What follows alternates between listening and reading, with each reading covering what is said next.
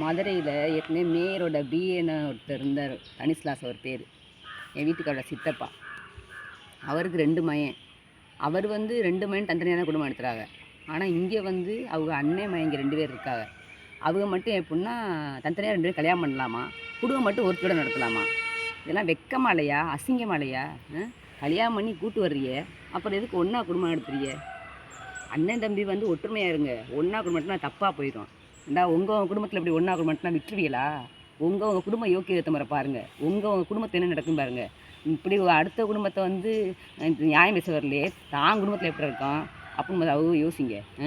தெருவில் விட்டு வேடிக்கை பார்க்கலையே, இந்த பாவம்லாம் அவங்களை சும்மா விடுமா? என் பிள்ளைய பாருங்கள், இந்த பாரு மூட்டைக்குள்ள தூங்குறேன் மயன், ஒரு 8 வயசு பையன் இந்த மூட்டைக்குள்ள தூங்குறேன். நானும் என் பிள்ளையும் தெருவில் நிற்கிறோம். இந்த படிப்பு இழந்து, வேலை இழந்து, சம்பாதிச்சத்தை எல்லாத்தையும் இழந்துருந்தா 1 வருஷம் பள்ளிக்கூடத்துக்கே போகல. இப்படி பெத்த தகப்பனால இவ்வளோ சீரழிகிறான். உங்கள் பிள்ளைய விழுந்தால் விட்டுருவீங்களா?